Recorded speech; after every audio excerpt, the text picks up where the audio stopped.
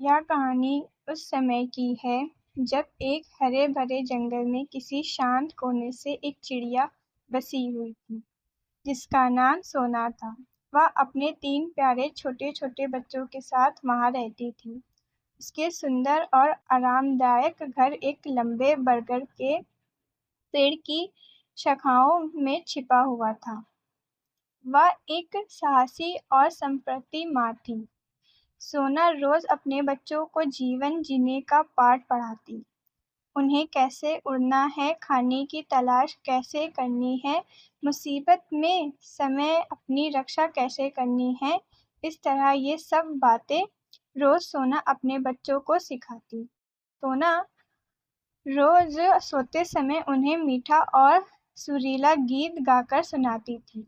उसकी सुरीली धुन बच्चों के दिल में को खुशी से भर देती थी। सोना एक पुराना दोस्त चीकू कौवा था। वह पास के पेड़ पर ही रहता था। वह अक्सर सोना के साथ खाने की तलाश में उसके साथ जाया करता था। जब सोना बच्चों के लिए खाना लेने निकली, उसका दोस्त चीकू भी आ गया। चीकू ने सोना से पूछा, सोना, क्या तुमने इस चील के बारे में सुना? कल उसने कबूतर के बच्चों को अपना खाना बना लिया। सभी कबूतर के लिए दुखी हैं। सारे पक्षी अपने अपने बच्चों को लेकर बहुत डरे हुए हैं। सोना ने बताया, हाँ भाई चीकू, मैंने भी सुना है कि उसने कबूतर के 2 बच्चों को खा लिया। अगर वो समय से ना आती तो वो दुष्ट चील उसके तीसरे बच्चों को भी खा जाता। चीकू ने आगे बताया, देखो सोना, मैं तुम्हें डरा नहीं रहा, बल्कि बहुत भारी दिल से बता रहा हूँ कि उस चील की निगाह अब तुम्हारे घर पर है। मैंने उसे आज तुम्हारे घर के ऊपर घूमते हुए देखा।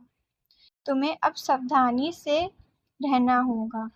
सोना चीकू की बात सुनकर डर गई। उसका दिल दहल गया। घर पहुंचने पर उसने अपने प्यारे बच्चों को गले से लगाया। वह जानती थी कि उसके बच्चे अब खतरे में हैं। सुबह होते ही सोना ने अपने दोस्त चीकू की से मदद मांगी। सोना ने चीकू से कहा, चीकू भाई, हमें उस अत्याचारी चील को यहाँ से भगाना ही होगा, वरना वो हम सब के बच्चे बारी बारी से खा जाएगा। चीकू सोना की बात से सहमत था, लेकिन उसने सोना से पूछा, पर वह हम उस चील की सामना अकेले कैसे करेंगे? सोना ने अपना प्लान चीकू को विस्तार से समझाया। सोना ने अपना बच्चों की चीकू के घर छोड़ दिया। दोनों दूसरे पंछियों से मदद मांगने निकल गए। सीधा सामना करने की बजाय सोना ने अपनी बुद्धिमान का इस्तेमाल करके उस अत्याचारी चील को बेवकूफ बनाने की निर्णय लिया। उसने चीकू और दूसरे पक्षियों की मदद से मिलकर जानबूझकर दूसरे पेड़ में एक घोंसला बनाया, जो उसके असली घर की तरह दिखाई देता था। घोंसले के अंदर अपने पत्थरों, कीड़े, टहनियाँ रख दिया और उन्हें घास से ढक दिया।